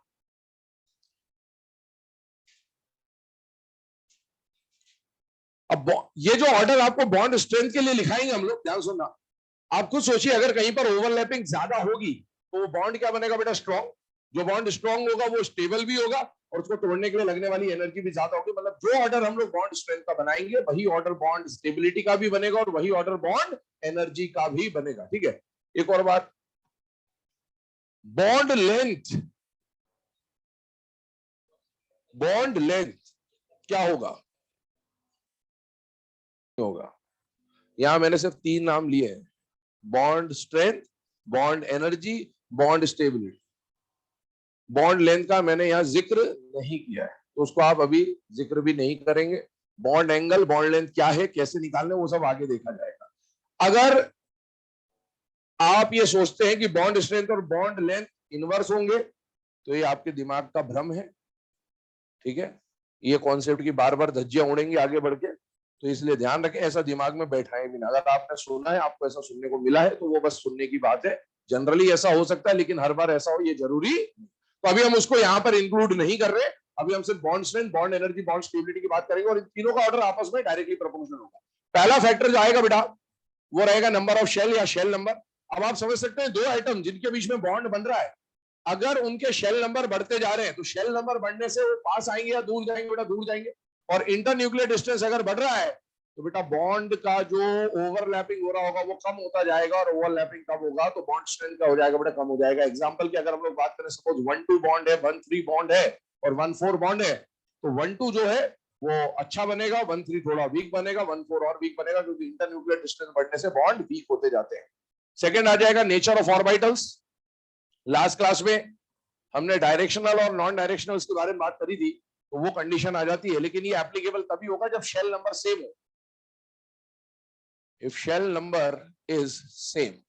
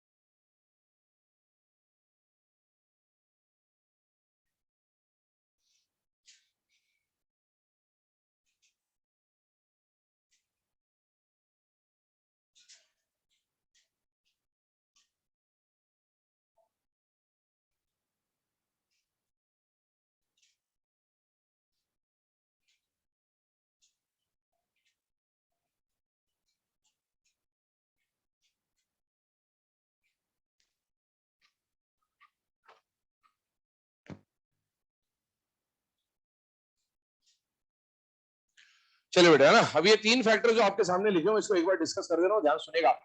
आपको एग्जाम में क्वेश्चन आया 2 आइटम्स के बीच में सिग्मा से सिग्मा का कंपैरिजन या पाई से पाई का कंपैरिजन, तो आप वहां पर सबसे पहला फैक्टर जो देखेंगे वो फैक्टर क्या होगा बेटा, शेल नंबर। ध्यान सुन जाएगा, शेल नंबर बढ़ेगा, इंटरन्यूक्लियर डिस्टेंस बढ़ेगा, बॉन्ड स्ट्रेंथ क्या होता जाएगा बेटा, कम होता जाएगा। सेकंड फैक्टर क्या आता है, कई बार ऐसा होगा कि शेल नंबर क्या आ जाएंगे बेटा, सेम। जैसे यहां पर आप देखिए शेल नंबर क्या है, 2-2, 2-2 और 2 या 2-3, 2-3 और 2-3। तो अगर शेल नंबर अलग होते तो हम शेल नंबर से सॉल्व कर लेते, लेकिन अगर शेल नंबर सेम हो जाए तो सेकंड फैक्टर जो हमको देखना वो क्या देखना बेटा, नेचर ऑफ ऑर्बिटल। ये वाला जो केस है ये बहुत रेयरली काम में आएगा आपको, क्यों, क्योंकि हम लोग बार बार एसपी ये सब देखने नहीं जाएंगे। बट अगर ऐसा डायरेक्टली लिखा हुआ आ जाए कि ऐसे से एसपी है और पीपी है तो हमें कम से कम चेक करना आना चाहिए कि इसका मतलब क्या होता है। आप देखिए एस और एस, हम लोग बात कर रहे हैं सिग्मा से सिग्मा के कंपैरिजन की। याद करिए डाई एटॉमिक स्पीशीज में सिग्मा का फॉर्मेशन 3 तरीके से होता है, एसएस, sp pp, मतलब दो एटम के बीच में सिग्मा का कंपैरिजन किससे हो रहा है बेटा? सिग्मा से। और यहां पर क्योंकि शेल नंबर सेम है, ये दोनों नॉन डायरेक्शनल ऑर्बिटल से बेटा, एक नॉन डायरेक्शनल एक डायरेक्शनल, और दूसरे दोनों डायरेक्शनल। लास्ट क्लास में होता था डायरेक्शनल वालों में एक्सटेंट ऑफ ओवरलैपिंग क्या होता है? ज्यादा। तो इधर जाने पर एक्सटेंट ऑफ ओवरलैपिंग बढ़ती जा रही, जितनी बढ़िया ओवरलैपिंग होगी उतना ज्यादा बॉन्ड स्ट्रेंथ होगा। पर ये बात तभी वैलिड जब शेल नंबर क्या हो से। अगर शेल नंबर अलग है तो हमेशा प्रायोरिटी किसको देना है बेटा? शेल नंबर पे। इसके बाद आते हैं थर्ड फैक्टर पे, ये काम का फैक्टर है। सेकंड वाला तो हमें इतना यूज नहीं आएगा, हमें जनरली फर्स्ट और थर्ड फैक्टर काम में आएगा। थर्ड फैक्टर में आपको क्या देगा बेटा? Number of lone pair. ध्यान सुनिएगा, नंबर ऑफ लोन पेयर की कहानी। नंबर ऑफ लोन पेयर का फैक्टर कब लगाना है? तो जब एग्जाम में बॉन्ड एनर्जी का क्वेश्चन आया तो आपने पहले क्या निकाल लिया बेटा? Shell number. शेल नंबर में जैसे ही शेल नंबर 2 दिख जाए आपको, आपके दिमाग में तुरंत फोन आ जाना चाहिए। शेल नंबर देखते ही, 2 शेल नंबर देखते ही दिमाग में क्या आ जाना चाहिए? फोन। क्योंकि ये फ्लोरीन, ऑक्सीजन और नाइट्रोजन का सेकंड पीरियड के मेंबर है या नहीं बेटा? है। और लोन पेयर वाला जो मामला चलेगा वो इन्हीं में चलेगा। क्यों चलेगा इन्हीं में? आप देखें कोवेलेंसी का जब हमने एक्सपांशन पढ़ा था, excited state, ground state, nitrogen अपनी कोवेलेंसी एक्सपांड नहीं कर सकता था। नाइट्रोजन के पास हमेशा एक लोन पेयर रहेगा ही, ऑक्सीजन के पास हमेशा 2 और फ्लोरीन के पास हमेशा 3। मतलब ये वो स्पीशीज है जिनके पास हमेशा लोन पेयर रहेगा। और इसे लोन पेयर वाला फैक्टर केवल और केवल किसके लिए लगाओगे? फोन के लिए। और यही फोन काम में आएगा कि हाइड्रोजन बॉन्डिंग में जाके भी यही काम में आएगा। दूसरी बात, सर ये तो आपने ले लिया, नाइट्रोजन के नीचे फॉस्फोरस ग्रुप में, ऑक्सीजन के नीचे सल्फर, फ्लोरीन के नीचे क्लोरीन, उनके पास लोन पेयर अगर दिखाया जाए तो भी लोन पेयर कंसिडर नहीं करेंगे। क्यों नहीं करेंगे? वो एक्सपांड कर सकते थे। और दूसरी बात, आपको अगर लोन पेयर दिखा भी दे तो क्यों नहीं अज्यूम करते? क्योंकि इनका साइज छोटा है। तो लोन पेयर की जो डेंसिटी होती है उसका रिपल्शन बहुत तगड़ा हो रहा होता है। Third period, fourth period, fifth period में लोन पेयर होने के बावजूद भी वो थोड़े से फैले होंगे, डिस्पर्स्ड होंगे, और डिस्पर्स्ड होंगे इसीलिए वो रिपल्शन उतना मैटर नहीं करेगा जितना इनका रिपल्शन मैटर करेगा। तो ध्यान रखिएगा, लोन पेयर वाला फैक्टर केवल और केवल किस लिए लगेगा? फोन के लिए। अब आप सोचिए, जैसे जैसे नंबर ऑफ लोन पेयर बढ़ेंगे तो लोन पेयर का रिपल्शन बढ़ेगा, और रिपल्शन बढ़ेगा तो ओवरलैपिंग अच्छी होगी या वीक होगी? वीक होगी। और वीक होगी तो बॉन्ड की स्ट्रेंथ, बॉन्ड की स्टेबिलिटी, बॉन्ड की एनर्जी कम हो जाएगी। एक और बात ध्यान सुन ले, यहां पर समझ ले। सपोज मैंने लिखा ऐसा ए बी और सपोज मैंने लिखा ऐसा ए बी। अब ये लोन पेयर है, ये लोन पेयर है, और ये लोन पेयर है और ये लोन पेयर है। बताइए बॉन्ड स्ट्रेंथ को इफेक्ट कौन करेगा? पहला वाला केस है दूसरा वाला केस? दूसरा वाला। पहले का फर्क ही नहीं पड़ेगा। अब ये तो इसी के लोन पेयर है, ये एक दूसरे को कितना भी रिपेल करे, उससे बॉन्ड को क्या लेना? क्या ये बात समझ में आ रही है आपके? लोन पेयर रिपल्शन का मीनिंग समझ लीजिए, है ना? लोन पेयर रिपल्शन का यहां पर मीनिंग है कि जिन दो एटम्स के बीच में बॉन्ड बना है दोनों के पास लोन पेयर होना चाहिए, तभी उसको हम लोग क्या काउंट कर रहे होंगे इस केस में? Loan pair repulsion. इसको हम यहाँ पर लोन पेयर रिपल्शन नहीं बोल रहे। वो तो ये भी रहा है, लेकिन उससे बॉन्ड स्ट्रेंथ को फर्क नहीं पड़ेगा। तो यहाँ पर मैं जिस लोन पेयर रिपल्शन की बात कर रहा हूँ वो क्या है कि दोनों एटम के पास लोन पेयर होने चाहिए, वही बॉन्ड स्ट्रेंथ पे इफेक्ट डालेगा। सेम एटम के लोन पेयर से कोई फर्क आपको यहाँ पर नहीं पड़ रहा होगा। चलिए, अब ये लिखने के बाद कुछ क्वेश्चंस हम लोग पहले इसके डिस्कस करते हैं, नॉर्मल टाइप पे, फर्स्ट और सेकंड वाले फैक्टर पे, जो आपको एग्जाम में रेयरली देखने को मिलेंगे। फिर थर्ड वाले फैक्टर्स के बेस पे हम लोग क्वेश्चन डिस्कशन स्टार्ट करते हैं, है ना? क्वेश्चन नंबर 1 बोल रहा हूं, लिखिएगा। Which of the following bond is strongest? Which of the following bond is strongest? पहला ऑप्शन लिखे 1s 1s, दूसरा लिखे 2s 2s, तीसरा लिखे 3s 3s, चौथा लिखे 2s 2p। Correct answer will be 1s 1s। हमेशा पहली प्रायोरिटी किसको देनी है बेटा? शेल नंबर को। डायरेक्शनल वायरेक्शनल वो सब बात की बात है, पहले अगर शेल नंबर से आंसर निकल रहा है तो आंसर हमेशा आप किससे देंगे बेटा? शेल नंबर से। दूसरी बात, इस क्वेश्चन में आपने डायरेक्ट शेल नंबर देख लिया, आपको इन क्वेश्चंस में हमेशा पहले बेटा ये चेक करना होता है कि बॉन्ड सिग्मा है या पाई है। ये बात बिल्कुल क्लियर रखें, क्योंकि अगर इसमें कोई एक पाई, अभी तो है नहीं, लेकिन अगर इसमें एक पाई होता तो फिर कुछ काम नहीं आता, सिर्फ एक ही चीज काम आती कि पाई है तो वीक है और बाकी सिग्मा है तो स्ट्रॉन्ग है। तो आप देखो पहला वाला जो ओवरलैपिंग है वो एसएस ओवरलैपिंग, एसएस ओवरलैपिंग से क्या बनेगा सिग्मा, दूसरा वाला क्या है एसएस अगेन सिग्मा, तीसरा वाला भी एसएस सिग्मा और लास्ट वाला एसपी सिग्मा। तो अभी चारों सिग्मा है, मतलब आप सिग्मा का कंपैरिजन सिग्मा से कर रहे हैं और सिग्मा का कंपैरिजन सिग्मा से कर रहे हैं, तो पहला फैक्टर क्या लगेगा बेटा शेल नंबर, जिसका शेल नंबर कम होगा उसका बॉन्ड स्ट्रॉन्ग होगा और इसमें सबसे छोटा शेल नंबर क्या है बेटा 1 1, इसलिए वो क्या बन रहा होगा स्ट्रॉन्गेस्ट बॉन्ड बन रहा होगा। सेकंड ऑप्शन लिखे या सेकंड क्वेश्चन लिखे, which of the following bond is weakest, which of the following bond is weakest, options लिखे 1s 1s 2s 2s 2s 2p और 2p 2p। पहले हमेशा क्या चेक करेंगे सिग्मा है या पाई है, पहले हमेशा ये चेक करेंगे, पहले हमेशा ये चेक करेंगे कि सिग्मा है या पाई है। पहला वाला बॉन्ड क्या है सिग्मा, दूसरा वाला क्या है सिग्मा, तीसरा क्या है सिग्मा, चौथा कुछ भी हो सकता है, पीपी से सिग्मा भी हो सकता है और पीपी से पाई भी हो सकता है।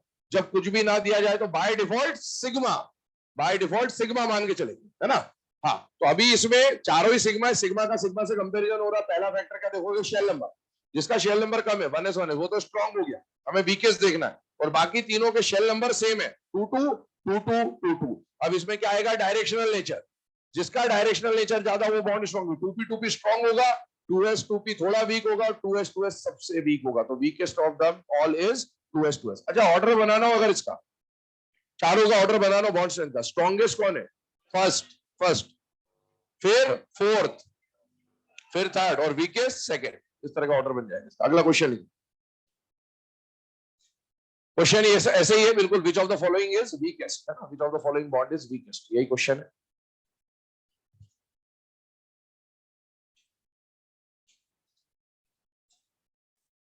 ऑप्शन लिखेंगे पहला 1s 1s, फिर लिखें 2p 2p, फिर लिखें इसके बाद 2p 2p side wise, 2p 2p side wise और अगला लिखें 5s 5s। अब करेक्ट आंसर कौन सा है थर्ड, क्योंकि बाकी तीन सिग्मा है और एक पाई, और सिग्मा और पाई में शेल वेल कोई मैटर नहीं करता, सिर्फ क्या मैटर करता है कि कौन सिग्मा है और कौन पाई, और जो पाई बॉन्ड है वो वीकेस्ट है। अच्छा इसमें अगर ऑर्डर बनाना हो वीकेस्ट कौन है थर्ड, उससे स्ट्रॉन्ग कौन होगा फोर्थ, उससे स्ट्रॉन्ग कौन होगा सेकंड और सबसे स्ट्रॉन्ग कौन होगा फर्स्ट, ये ऑर्डर बन जाएगा। चलिए गुड। अब ये तो हमने यहां पर जो फर्स्ट और सेकंड फैक्टर पे क्वेश्चन बन सकते थे उसके ऊपर बात कर ली। अब आते थर्ड फैक्टर से रिलेटेड क्या क्या क्वेश्चन हमें फ्रेम करने होते हैं उसके ऊपर बात। देखिए ऑर्डर बनाने वाले क्वेश्चंस पे स्टार्ट कर रहे हैं हम लोग। सबसे पहली बात, सपोज आपको क्वेश्चन दिया गया बॉन्ड एनर्जी का ऑर्डर बनाने के लिए, और उसमें हम लोग पहला केस जो ले रहे हैं, सपोज आपको बोला CC, सपोज आपको बोला NN, सपोज आपको बोला OO। इसमें आपको bond energy, bond strength, bond stability कोई भी क्वेश्चन आ जाए मैं बॉन्ड स्ट्रेंथ लिखवा दूंगा, बाकी तीनों का ऑर्डर सेम ही रहने वाला है। पहली बात, इस क्वेश्चन को जरा ध्यान से देखो और समझने की कोशिश करो, क्योंकि एग्जाम में यही क्वेश्चन 2-3 तरीके से पूछा जा सकता है, तो पहले हमको समझ में आना चाहिए क्वेश्चन सेम है या डिफरेंट है, पहचानना कैसे। आपके सामने अभी जो दो आइटम्स रिप्रेजेंट कर रखे हैं, क्या उसके बीच का बॉन्ड ओपन कर रखा है या नहीं कर रखा बेटा, कर रखा है। और ओपन कर रखा है तो कैसा बॉन्ड दिखा रखा है, सिंगल या डबल, सिंगल। सिंगल बॉन्ड मतलब दो आइटम का पहला बॉन्ड बाय डिफॉल्ट क्या मानेंगे सिग्मा, ये सिग्मा, ये सिग्मा, ये सिग्मा। क्या यहाँ पर दो आइटम के बीच में सिग्मा का कंपैरिजन सिग्मा से हो रहा है या नहीं हो रहा बेटा, हो रहा है।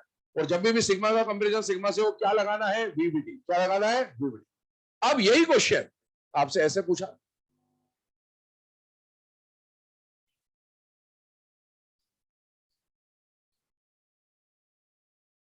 ये देखकर भी आपको यही दिखना चाहिए, क्यों, क्योंकि बॉन्ड सिर्फ इन्हीं का दिखा रखा है।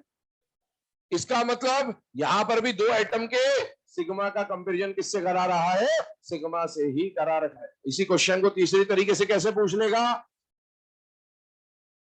ये दे देगा इधर H सब जगह लिख दिया, जहां जहां बॉन्ड खोल रखे H, और इस पे ऐसे मार्क करके दे देगा। तो मार्क करके देने का मतलब क्या, वो इस बॉन्ड के बारे में जानना चाह रहा है। इसका मतलब अभी भी दो आइटम के बीच में सिग्मा का कंपैरिजन सिग्मा से करा रहे। 3 तरीके से इसको पूछा जा सकता है। अब अगला तरीका जो पूछने का वो ये है, अभी देखो फर्स्ट वाले में, सेकंड वाले में और थर्ड वाले मैंने बॉन्ड ओपन करके दिखाया, इसमें बॉन्ड ओपन करके, इसका मतलब अब आपके, क्या ये वीबीटी है या एमओटी है? ये एमओटी है। तो आपको ये समझ में आना चाहिए कौन सा क्वेश्चन वीबीटी को बिलोंग करता है, कौन सा क्वेश्चन एमओटी को बिलोंग करता है। जब सिग्मा कंपैरिजन सिर्फ सिग्मा से हो रहा हो या पाई का कंपैरिजन सिर्फ पाई से हो रहा हो, वीबीटी। यहाँ पर सिग्मा पाई पाई का कंपैरिजन सिग्मा पाई से हो रहा है, इसका मतलब ये एमओटी का केस बनेगा। चलिए आइए स्टार्ट करते हैं इसको।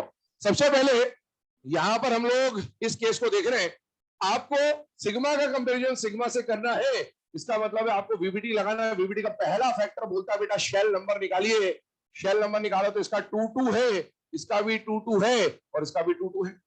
शेल नंबर 2 दिखते ही दिमाग की बत्ती जल जानी चाहिए, फोन याद आ जाना चाहिए। क्या इनमें से फोन में से कोई है क्या? यस। अच्छा यहां पर लोन पेयर दिखाया नहीं जाएगा, दिखाते तो बहुत अच्छी बात है, नहीं दिखाया जाएगा तो आपको पता होना चाहिए कि नाइट्रोजन के पास एक एक लोन पेयर होता है और ऑक्सीजन के पास 2 लोन पेयर होता है, कार्बन का लोन पेयर कंसिडर नहीं होगा। अब आप देखें क्या लेफ्ट टू राइट जाने पर आपको लोन पेयर की क्वांटिटी 0 + 0, 1 + 1, 2 + 2, क्या यहां पर लोन पेयर रिपल्शन वैलिड है या नहीं है? अगर सिर्फ एक पे होता दूसरे पे नहीं होता तो there will be no lone pair repulsion. अब ये जहां पर हम लोग अगर लेफ्ट टू राइट जा रहे हैं तो नंबर ऑफ एलपी बढ़ रहे बेटे, नंबर ऑफ एलपी बढ़ रहे मतलब एलपी एलपी का रिपल्शन भी बढ़ रहा है, और एलपी एलपी का रिपल्शन बढ़ेगा तो बॉन्ड स्ट्रेंथ क्या हो जाएगी? कम हो जाएगी। तो अगर हम लोग यहाँ पर बॉन्ड स्ट्रेंथ या बॉन्ड स्टेबिलिटी या बॉन्ड एनर्जी तीनों में से कुछ भी लिख दो, ऑर्डर बनाना चाहे तो सीसी ज्यादा, एन एन उससे कम, ओ ओ सबसे कम। आइए एग्जांपल नंबर 2 की तरफ चलते हैं। सपोज आपको दिया गया HF, सपोज आपको दिया गया HCl, सपोज आपको दिया गया HBr, सपोज आपको दिया गया HI। क्वेश्चन के टाइप समझिए। पहले वाले केस में बॉन्ड आपको ओपन करके दिखाया, क्यों ओपन करके दिखाया उसने? क्योंकि यहां पर मल्टीपल टाइप के क्वेश्चन बन सकते थे कि इसमें सिंगल बॉन्ड भी आ सकता था, इसमें डबल भी आ सकता था, इसमें ट्रिपल भी आ सकता था, एनएन का भी सिंगल बन सकता है, एनएन का भी डबल बन सकता है, एनएन का भी ट्रिपल बन सकता है। तो भाई अगर वो ओपन करके नहीं दिखाता तो फिर कहानी N2O2 वाली चल जाती। यहां पर उसने ओपन करके नहीं दिखाया क्योंकि यहां पर एक ही केस बन सकता है, और वो केस क्या है? HF। बताइए ये सब डायटोमिक है या नहीं है बेटा? है। और 2 एटम के बीच में जब आप इस बॉन्ड को ओपन करोगे तो ये बनेगा HF, ये बनेगा HCl, सारे सिंगल बॉन्डेड होते हैं। इसका मतलब यहां पर 2 एटम के बीच में सिग्मा का कंपैरिजन सिग्मा से करना है। जब 2 एटम के बीच में सिग्मा कंपैरिजन सिग्मा से हो या पाई का कंपैरिजन पाई से हो, क्या लगाएंगे बेटा? वीबीटी। वीबीटी में सबसे पहला काम क्या करेंगे बेटा? शेल नंबर निकालेंगे। शेल नंबर निकालो तो ये 1 2 है, ये 1 3 है, ये 1 4 है, ये 1 5 है। लेफ्ट टू राइट जाने पर शेल नंबर सेम है या बढ़ रहे हैं बेटा? बढ़ रहे। क्या कहीं पर शेल नंबर 2 दिख रहा है आपको? यस। 2 दिखते ही दिमाग में क्या जाना चाहिए? फोन। क्या फोन में से कोई है या नहीं है? है। क्या फोन के पास 3 लोन पेयर होते हैं या नहीं होते बेटा? होते हैं। यहां पर लोन पेयर 3 है, लेकिन क्या ये लोन पेयर रिपल्शन के लिए क्लासिफाई होगा? नहीं होगा। इसका मतलब ये लोन पेयर वाला मैटर खत्म है यहीं पे। हाँ, अगर लोन पेयर रिपल्शन होता तो हम ये मान लेते कि जितना स्ट्रॉन्ग होना चाहिए था उसके मुकाबले वीक हो गया, यही होता और कुछ नहीं होता। तो आप देखो लोन पेयर का कोई मैटर है नहीं, तो आप डायरेक्टली इसको किससे सॉल्व करोगे? शेल नंबर से। जिसका शेल नंबर कम, एटम पास है, बॉन्ड मजबूत बनेगा। इसका मतलब है इसमें अगर हम बॉन्ड स्ट्रेंथ का ऑर्डर बनाए तो HF का बॉन्ड स्ट्रॉन्ग है, HCl वीक है, HBr और HI और ज्यादा वीक। यही तो हमने जब पी ब्लॉक के हाइड्राइड्स पढ़े थे ग्रुप नंबर 15, 16, 17 के, हम यही तो बात कर रहे थे कि HF से लेकर जब आप HI तक जा रहे थे तो कौन सा बॉन्ड टूटता था? ऊपर वाला या नीचे वाला? नीचे वाला, क्योंकि उसका बॉन्ड क्या होता था? वीक होता था। आइए एग्जाम्पल नंबर 3 लेते हैं इसके बाद। और ये जो एग्जाम्पल अभी आपको बताया जा रहा है ये सबसे इंपॉर्टेंट एग्जाम्पल है हेलोजेंस की बॉन्ड डिसोसिएशन एनर्जी। कई बार एग्जाम में आया हुआ क्वेश्चन है और एनसीईआरटी ग्रुप 17 में अलग से मेंशन भी कर रखा है इसको, तो ये बहुत इंपॉर्टेंट क्वेश्चन है बेटा। चलिए F2Cl2Br2I2 ध्यान से देखिए। इस बार भी आपको बॉन्ड ओपन करके नहीं दिया गया, ऐसे दे दिया F2Cl2Br2I2। क्या ये सारे डायटोमिक है या नहीं है? और इसमें आपको खुद पता होना चाहिए कि FF का कैसा बॉन्ड होता है? सिंगल। Cl का सिंगल, Br का सिंगल और I का सिंगल बॉन्ड। मतलब हर जगह सिग्मा का कंपैरिजन सिग्मा से हो रहा है। पहला फैक्टर क्या लगाएंगे बेटा? बीबीटी के अकॉर्डिंगली शेल नंबर 2 2, 3 3, 4 4 और 5 5। क्या शेल नंबर 2 दिख रहा है कहीं पर? यस। 2 में फोन है या नहीं है? अगर फोन आ रहा है तो लोन पेयर कितने होंगे आपको खुद समझ में आना चाहिए। क्या यहाँ लोन पे रिपल्शन लग रहा होगा। अब एक बात बताओ, अगर ये लोन पे रिपल्शन नहीं होता तो बताइए सबसे स्ट्रॉन्ग किसको होना चाहिए था इसको, और उधर जाने पर वीक होना था। पर लोन पे रिपल्शन की वजह से ये बताइए बॉन्ड स्ट्रॉन्ग होगा या वीक हो जाएगा? वीक हो। अच्छा, अगर वीक हो रहा है, ध्यान सुनना, ये जो पॉइंट है ये लॉजिकल बात कर रहा हूं मैं ना, कि इसको हम लोग एक्सेप्शन की तरह बोलते हैं। एक्सेप्शन बोलने के लिए इसलिए क्योंकि ऑर्डर याद करना पड़ेगा आपको, लेकिन उसका रीजन समझिए, याद क्यों करना पड़ रहा है। लोन पे रिपल्शन लग रहा है, बॉन्ड वीक होगा। अब ऐसा हो सकता था ना कि रिपल्शन के बाद ये बॉन्ड वीक तो हो गया, लेकिन वीक होने के बावजूद भी ये सबसे स्ट्रॉन्ग रहता। हो सकता था ये भी, हो सकता था वीक होके ये केवल इतना वीक होता, इससे पीछे चले जाता। हो सकता है वीक होके ये इतना वीक हो जाए, दोनों के पीछे चले जाए, और हो सकता है ये वीक होके इतना वीक हो जाता कि यहां चला जाता। अब रिपल्शन की वजह से कितना वीक हुआ ये अपन ऐसे नाप थोड़ी सकते कि इतना वीक हुआ, वो तो वैल्यू देख के डिसाइड होगा कि कितना वीक होगा या कितना नहीं होगा। इसलिए ऑर्डर आपको याद रखना पड़ेगा, लेकिन रिपल्शन इज अ फैक्टर। और इसमें जब यहां पर लोन पे रिपल्शन के बाद बॉन्ड एनर्जी या बॉन्ड डिसोसिएशन एनर्जी, मैं बॉन्ड डिसोसिएशन एनर्जी लिख रहा हूं, यही ऑर्डर बॉन्ड एनर्जी का है, यही ऑर्डर बॉन्ड स्ट्रेंथ का है, यही ऑर्डर बॉन्ड स्टेबिलिटी का भी है। बताइए इनमें से पहले इसको भूल जाए, बाकी तीनों की बात कर लेते हैं। Cl2 सबसे स्ट्रॉन्ग, Br2 और फिर I2, ये ऑर्डर होना चाहिए था, ये तो इसका ऑर्डर सही है। अब F2 जो है वो कहां पर आएगा, ये वैल्यू देखकर डिसाइड हुआ, और वैल्यू देखकर पता चला कि F2 आता है यहां पर। और इसके आने का रीजन है due to lone pair repulsion, due to lone pair repulsion. ये दूसरा एक्सेप्शन जो आपको रटा होना चाहिए। पहला एक्सेप्शन मैंने बोलता Li प्लस और Mg2 प्लस, मैंने आपको बोला एक्सेप्शन हर जगह लिखाया जाएगा, लेकिन मैं बहुत रेयरली आपको बोलूंगा कि चीजें रटी हुई होनी चाहिए, जो बोल दू रटी हुई होनी चाहिए वो रटी होनी भी चाहिए, भी ध्यान रखना। पहला Li plus Mg2 plus periodic table, दूसरा ये ऑर्डर बिल्कुल खतरनाक है, बहुत बार एग्जाम में आ चुका ऑर्डर। एक बार बोले क्या है बेटा बॉन्ड डिसोसिएशन का, Cl2 Br2 F2 I2, क्या ऑर्डर है? फिर से बोलो क्या ऑर्डर है? Cl2 Br2 F। ये ऑर्डर इतना खतरनाक है, इतना ज्यादा इंपॉर्टेंट है, आप सोते रहे रात में, सोते रहे और ये हमेशा के लिए सो जाए,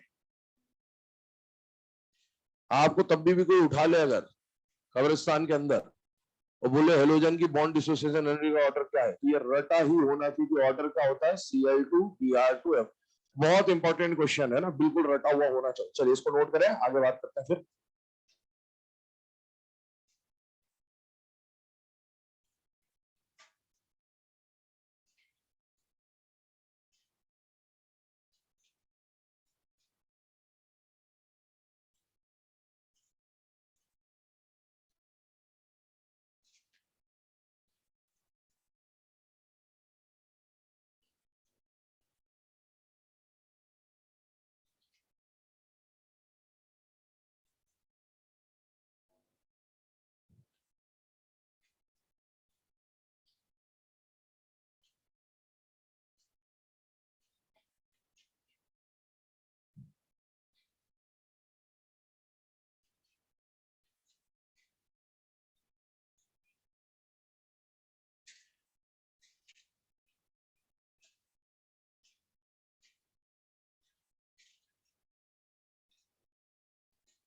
तो भी वही ऑर्डर आएगा, उससे करोगे इससे करोगे आंसर वही आएगा, इसलिए यही करवा दिया।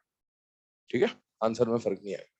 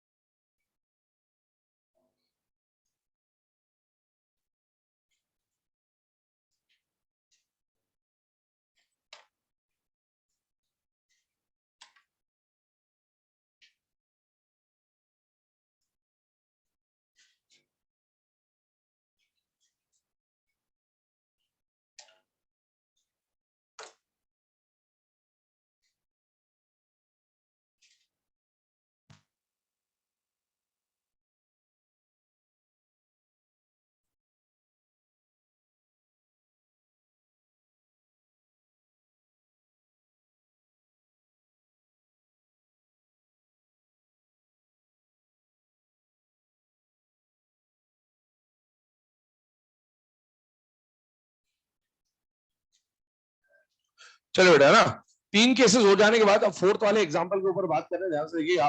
सपोज आपको बोला HHCCNNOO, इस बार मैंने बॉन्ड ओपन करके दिया ऑलरेडी। किससे हो रहा है बेटा? सिग्मा से। आपको बोला कि इसमें bond strength, bond energy, bond stability check करना है। सबसे पहले आप क्या चेक करेंगे बेटा? Shell number. शेल नंबर देखा तो 1-1 है, बाकी सब 2-2 है। एक बात यहां से क्लियर हो जाती है कि 1-1 का जो बॉन्ड स्ट्रेंथ होगा वो बाकियों के मुकाबले तो, और CCNNOO ऑलरेडी हम लोग सॉल्व कर चुके हैं, तो वो ऑर्डर मैंने यहां पर कंटिन्यू कर दिया, तो इसमें कुछ अलग नहीं है, बस HH को ऐड किया गया है। आइए 5th वाले केस पे। ये 5th वाला केस अभी इसी साल एग्जाम में आया था। CH3F, CH3Cl, CH3Br और CH3I। CH3 उसके बॉन्ड एनर्जी से कोई फर्क पड़ता ही, क्योंकि वहां CH के बॉन्ड तो कॉमन है। फर्क कौन सी एनर्जी का पड़ेगा? CF, CCl, CBr, CI। और इसमें बहुत सारे बच्चों ने वो डाइपोल मूवमेंट वाला दिमाग लगाया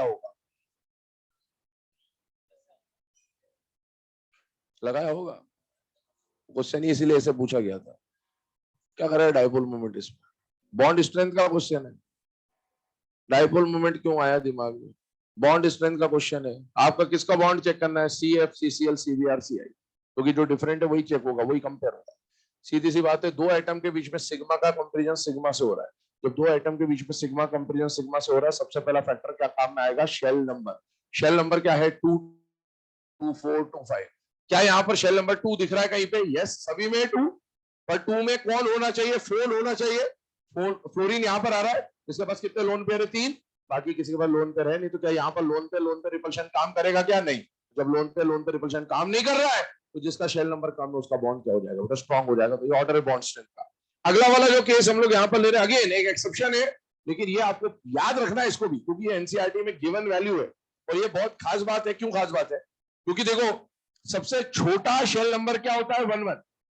इससे छोटा शेल नंबर तो और कोई हो भी नहीं सकता।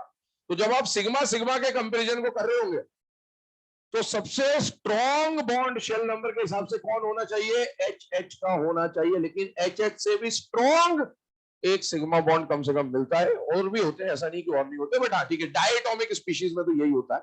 और वो डायटोमिक में HH से स्ट्रॉन्ग जो सिग्मा बॉन्ड होता है वो कौन होता है बेटा? HF होता है। उसके कारण को समझते हैं। देखिए, जब एग्जाम में क्वेश्चन है H2HF का बॉन्ड स्ट्रेंथ कंपेयर करिए, तो आपने पहले तो ओपन करा, सिंगल बॉन्ड है, सिग्मा कंपैरिजन सिग्मा से हो रहा है, पहला फैक्टर लगाया शेल नंबर। शेल नंबर के हिसाब से क्या यहाँ पर फोन में से कोई आ रहा है? तो यस, फोन भी आ गया, लेकिन लोन पे रिपल्शन काम नहीं कर रहा होगा। तो आपका दिमाग जाएगा कि भाई शेल नंबर जिसका कम है उसका बॉन्ड स्ट्रॉन्ग होना चाहिए, जिसका शेल नंबर ज्यादा है उसका बॉन्ड वीक होना चाहिए। लेकिन यहाँ ऐसा नहीं देखा गया। यहाँ पर HH से भी ज्यादा स्ट्रॉन्ग कौन देखा गया है बेटा? HF। और ये क्यों हो रहा है? क्योंकि देखिए, आप HH में पोलैरिटी नहीं है बॉन्ड में, जबकि इसकी bond polarity, bond delta EN बहुत ज्यादा होता है। इसका परसेंटेज आयनिक कैरेक्टर 43% के आसपास था। हेनी स्मिथ इक्वेशन वाले 2 क्वेश्चन कराए थे, HF और CSF। 43% के आसपास आयनिक कैरेक्टर है बेटा, इसमें बहुत ज्यादा आयनिक कैरेक्टर है। और उस आयनिक है तो कोवेलेंट, लेकिन आयनिक कैरेक्टर 40% है, मतलब मार्जिनल आयनिक, मार्जिनल कोवेलेंट वाला कंडीशन आ रहा है। और इस वजह से आयनिक कैरेक्टर ज्यादा होने से इसकी बॉन्ड स्ट्रेंथ बहुत ज्यादा हो जाती है। फिर एक बात आती, ध्यान सुनना, ये जो है वो बता दिया। अब सुने, HCl ले लिया, HBr ले लिया, HI ले लिया, क्या वहां पर भी डेल्टा EN होगा या नहीं होगा? होगा। यहां नहीं है, वहां तो है। उसमें भी आयनिक कैरेक्टर होगा, 20-25% तो होगा, कुछ तो होगा। तो क्या वो भी स्ट्रॉन्ग हो जाएगा क्या? नहीं। इससे स्ट्रॉन्ग सिर्फ यही है। क्यों है ऐसा? क्यों है ऐसा? डेल्टा EN तो वहां भी है, खेल शेल नंबर का है। वहां शेल नंबर 1-3 है, ये 1-1 और 1-2 तो फिर भी आजू बाजू वाले, 1-3 बहुत ज्यादा बड़ा हो जाएगा। और दूसरी बात समझे, ये 1-2 आपको देखने के लिए 1-2 दिख रहा है, ये एक्चुअल में खेल है इंटरन्यूक्लियर डिस्टेंस का। शेल नंबर आप सोचो ना, लिथियम और आयोडीन में, आयोडीन का शेल नंबर 5 होता था, फिर भी छोटा होता था, और लिथियम का शेल नंबर 2 होता था, फिर भी बड़ा होता। तो शेल नंबर हमेशा क्लियर पिक्चर में जरूरी नहीं है, ये बात हमेशा ध्यान रखिएगा।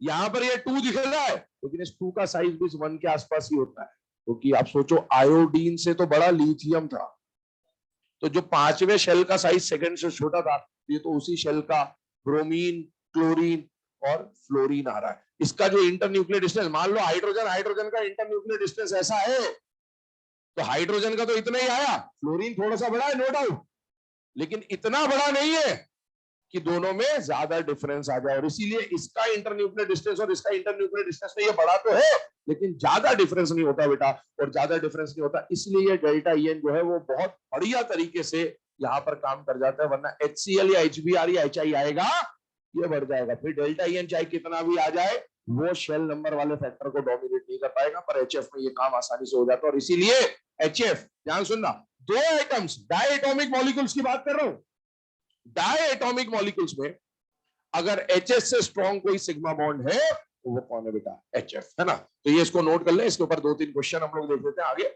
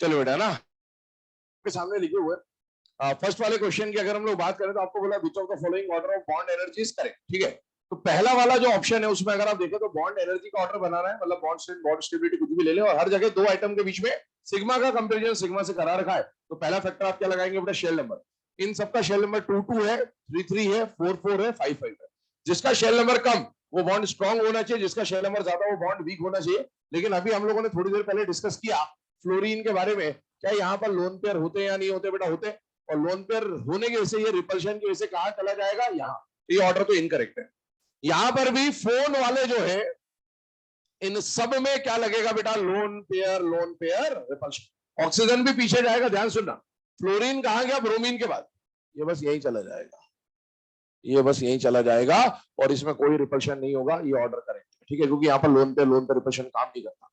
अगला वाला केस जो है which of the following has maximum bond energy, और मैक्सिमम बॉन्ड एनर्जी की बात करें तो आप देखिए सिग्मा सिग्मा सिग्मा सिग्मा, पहला तो शेल नंबर ही लगेगा, शेल नंबर के हिसाब से ये 1-1 है, ये 1-2 है, 1-3 है, ये 1-4 है, ये 1-5 है, स्ट्रॉन्गेस्ट बॉन्ड 1-1 होना चाहिए, लेकिन अभी आपको बताया HH और HF में ज्यादा स्ट्रॉन्ग बॉन्ड कौन है बेटा, HF, तो आप इसका अगर ऑर्डर भी बनाए तो HH और HF में HF ज्यादा, बाकी नॉर्मल जो HCl HBr HI है वो उसके क्या रहेंगे पीछे, और HF HCl HBr HI का भी ऑर्डर हमने केस नंबर 2 में देखा था, तो ये ऑर्डर बन के आ जाता, नोट करें से, ये तो बात हुई बेटा सिग्मा से सिग्मा कंपैरिजन। अब पाई से पाई के कंपैरिजन में अगर हम लोग बात करें तो वहां पर भी दो एग्जांपल्स हमें पढ़ने हैं, एक तो CO2 और एक SiO2 का, और एक उसके अलावा N2 और P4 वाला एक एग्जांपल आता है कि कहां पर पी पाई बॉन्ड स्ट्रांग होता है और कहां पर पी पाई डी पाई बॉन्ड स्ट्रांग होता है, उसके ऊपर डिस्कशन हम लोग करने वाले। तो सेकेंड जो कंडीशन आती है वीबीडी के अंदर, that is comparison of pi bonds.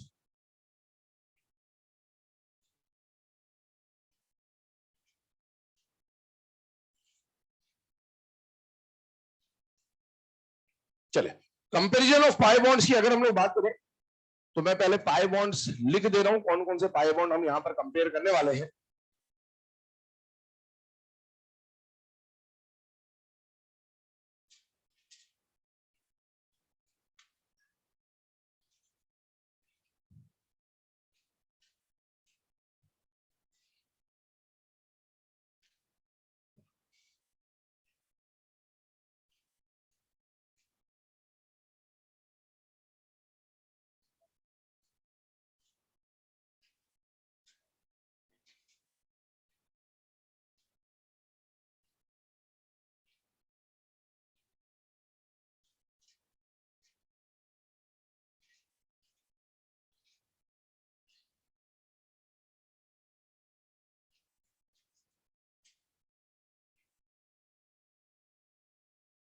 चले बेटा, है ना, यहां पर फोकस करेंगे। पाई बॉन्ड के कंपैरिजन में हम लोग स्टार्ट कर रहे हैं। जैसे अभी हमने सिग्मा से सिग्मा का कंपैरिजन किया, देखो सिग्मा से पाई का कंपैरिजन हो तो pi bond is sorry sigma bond is always stronger than pi bond. Sigma से सिग्मा का कंपैरिजन हो, पहला फैक्टर क्या देखा, शेल नंबर, दूसरा वो nature of orbital SS SP PP बताया, बट उसका ज्यादा कोई यूज आएगा नहीं, तो सीधे सीधे लोन पेयर वाला फैक्टर आया। अब पाई से पाई के कंपैरिजन में भी पहला फैक्टर क्या देखेंगे बेटा, शेल नंबर। पाई बॉन्ड हमारे सिलेबस में दो तरीके से बन रहा होगा, या तो पी पाई बॉन्ड बन रहा होगा या फिर पी पाई डी पाई बॉन्ड बन रहा होगा। एक बात देखिए, यहाँ पर सारे पाई बॉन्ड आपको दे रखे, यहाँ पर शेल नंबर क्या है बेटा 2 2, यहाँ शेल नंबर क्या है 2 3, यहाँ पर शेल नंबर क्या है 2 3 और यहाँ पर शेल नंबर क्या है 3 3। जहां पर शेल नंबर कम वो बॉन्ड हमेशा स्ट्रॉन्ग होगा, जहां पर शेल नंबर ज्यादा वो बॉन्ड हमेशा वीक होगा। तो ये तो ऑर्डर बन गया शेल नंबर के हिसाब से, लेकिन 2 3 और 2 3 में एक जगह पी पाई डी पाई है और एक जगह पी पाई है। पी पाई और पी पाई डी पाई में से ज्यादा स्ट्रॉन्ग जो बॉन्ड मिलता है वो कौन सा मिलता है बेटा, पी पाई डी पाई, ये ज्यादा स्ट्रॉन्ग मिलता है। मतलब यहाँ पर ऑर्डर ऐसा आ जाएगा, लेकिन ऐसा ऑर्डर बना क्यों, उसका कारण समझने की कोशिश करते हैं। पी पाई डी पाई ज्यादा स्ट्रॉन्ग क्यों होता है पी पाई से, डायरेक्शनल, पी और पी भी डायरेक्शनल है, पी और डी भी डायरेक्शनल है, डी ज्यादा डायरेक्शनल है। तुमको जहां सुने हो वहीं छोड़ के आ जाना, डी कहां ज्यादा डायरेक्शनल। ऐसा कौन किताब लिख दिया कि डी ज्यादा डायरेक्शनल। चलो इधर जान दो, 2p पाई 3p पाई और 2p पाई 3d पाई की बात कर रहे हैं, दोनों है ना डायरेक्शनल डायरेक्शनल डायरेक्शनल डायरेक्शनल है। अब डायरेक्शनल में क्या अप्लाई हो रहा है वो समझ जाओ। इस 2p को यहां रिप्रेजेंट किया, इस 3p को यहां रिप्रेजेंट करा। वैसे 2p और 3p में 3p का साइज बड़ा होगा, लेकिन अभी हम लोग सिर्फ नॉर्मल ओवरलैपिंग समझ रहे हैं, इसलिए मैं ऊपर साइज का बना दे रहा हूं। यहां पर आया 2p, यहां आया 3p। अब एक बात समझना, इन दोनों में क्या 2p और 2p कॉमन है या नहीं है बेटा, है। तो कॉमन है तो उसको हम एक ही डायग्राम में समझने की कोशिश कर रहे हैं, इसलिए मैंने 2p बस एक बार बना दिया ताकि हम एक डायग्राम में दोनों ओवरलैपिंग को समझ लें। इन दोनों को अगर मैं एक ही डायग्राम पे रिप्रेजेंट करूं तो ये जो ब्लैक कलर से लोब्स मैंने बनाए हैं ये किसको रिप्रेजेंट कर रहा है, 3D को, और ये जो रेड कलर से मैं लोब बना रहा हूं वो किसको रिप्रेजेंट कर रहा है, 3P को। अब आप ओवरलैप कराने जाए, एक बार 2P और 3D का ओवरलैप करना, मतलब 2P चला 3D से ओवरलैप करने, और एक बार 2P चला 3P से ओवरलैप करना, इसको ले जाओ इसे। अब आप बताओ पहले ओवरलैपिंग किसकी शुरू होगी, PD की या PP? PD की। PD ओवरलैपिंग पहले शुरू हो जाएगी और PD ओवरलैपिंग बढ़ती जा रही है बढ़ती जा रही है बढ़ती जा रही है। जब तक ये बढ़ती जा रही है तब तक तो PP शुरू भी नहीं हुआ। तो एट एनी टाइम, किसी भी टाइम पे देखोगे ना आप, तो PD का जो एक्सटेंट वो ज्यादा होगा एज कंपेयर टू PP, और इसलिए जिसमें एक्सटेंट ऑफ ओवरलैपिंग ज्यादा होगी वो बॉन्ड की स्ट्रेंथ भी ज्यादा होगी। और इसको सीधा से बोले तो D जो है वो झुका हुआ है, टिल्टेड नेचर 45 डिग्री पे, और इस वजह से ये पहले ओवरलैप कर जाएगा इसके मुकाबले, और जब वो पहले ओवरलैप कर जाएगा तो उस बॉन्ड की स्ट्रेंथ भी क्या मिलेगी, ज्यादा मिलेगी। और इसीलिए PD ओवरलैपिंग और PP ओवरलैपिंग में से PD overlapping is far better, लेकिन ये पॉइंट तभी वैलिड होगा जब शेल नंबर सेम हो। अगर शेल नंबर अलग अलग है तो हमेशा प्रायोरिटी किसको दी जाएगी? शेल नंबर को। ये बात बिल्कुल क्लियर रखे माइंड में, नोट करें इसे।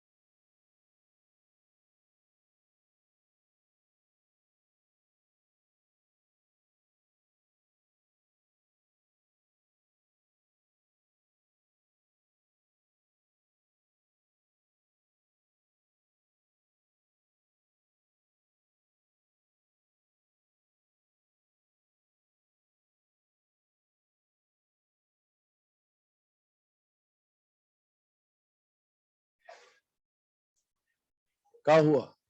अरे मत परेशान हो भाई।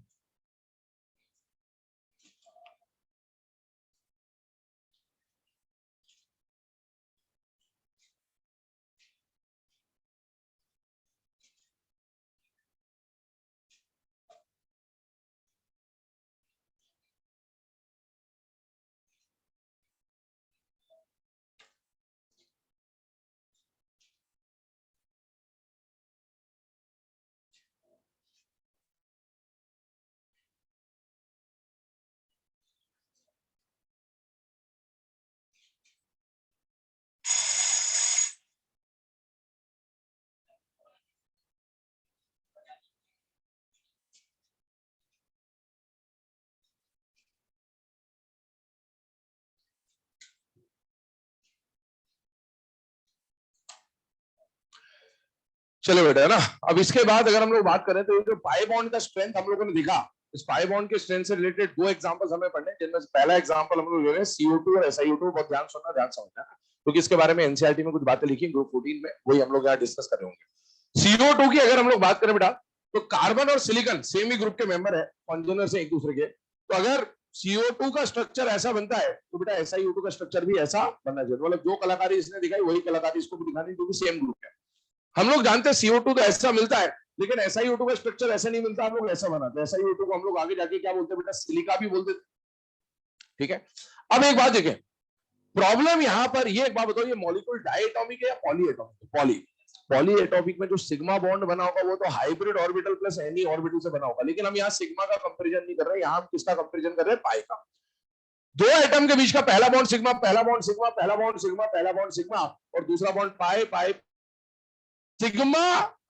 पाई के कंपैरिजन में सिग्मा हमेशा स्ट्रांग होगा, तो सिग्मा के एग्जिस्टेंस पे तो डाउट करना नहीं है, सिग्मा तो बन गया, बोल जाइए उसको। हम चेक कर रहे हैं पाई को। एक बात बताइए, यहां पर तो पाई बॉन्ड बना है, उसके लिए चेक कैसे करेंगे? स्ट्रेंथ ऑफ पाई बॉन्ड कैसे चेक करेंगे? सबसे पहले क्या देखते हैं? Shell number.